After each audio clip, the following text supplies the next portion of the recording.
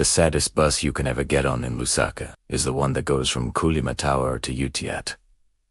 Every morning, long before the sun fully stretches over the city, life begins at Kulima Tower.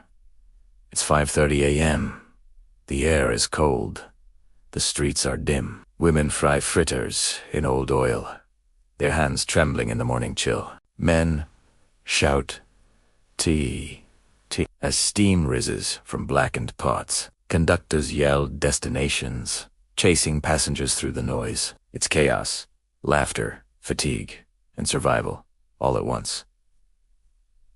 Among all those buses, one fills up the Saddest UTH bus. And if you've ever taken that ride, you know it's not a bus of joy. People carry small plastic bags with food, fruit juice, blankets, and clothes. But what weighs the most isn't in their hands, sits on their hearts, because that bus carries pain, worry, and quiet prayers.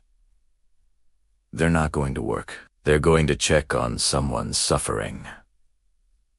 That morning, I joined them. I had to deliver something near Ridgeway, and the UTH bus was the easiest way. I sat quietly, watching life begin before hope even woke up, and I whispered a prayer.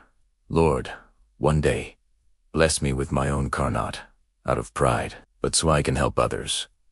The bus began to move, but the air felt different, heavy, almost sacred. 3 women in front were crying softly, then 2 more behind me. No one spoke. Then a phone rang. One woman answered. A few seconds of silence, then a scream that froze to the bus. "She's gone! She's gone!" she cried. The bus fell silent. Only her wails echoed through the air, raw, broken, painful. Through her tears, she said, "Poverty is bad. Poverty is really bad." They had tried to book a Yango from Mate, but 5 of them couldn't raise K150. So they waited for buses to start moving. And in that waiting, they lost their mother. She was gone before they could reach her. The woman turned to us and said, "You, young men, work hard. Don't ever be lazy. Moments like this will break you. Imagine your parent dying, and you can't even afford to go see them." She cried again. "In our family, there are men, but none helped us. They all drink. That's why only women are here. No man stood for us." Her words hit like thunder in that quiet bus. You could feel the pain, not just from loss, but from a lifetime of struggle and helplessness. When we reached UTH, the women got off together, still crying, still holding on to one another like broken wings. I stayed seated for a while. My chest was tight.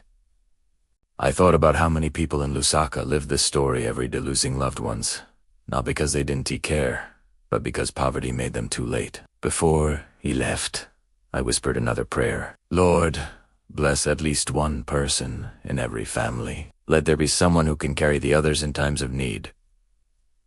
Because that Busta 1 from Kulima Tower to UTH, it doesn't just carry passengers. It carries love, pain, prayer, and poverty all in one trip. And even from the saddest bus in Lusaka, a prayer can rise high enough for God to hear. I'm Zed Bluey, reminding you work hard, pray harder, and when you're blessed, don't keep it to yourself. Be the one who lifts others, because one day, someone will need you to be the blessing they prayed for. Thank you for listening. If this story touched you, please like, share, and subscribe to be part of our community. Stay blessed.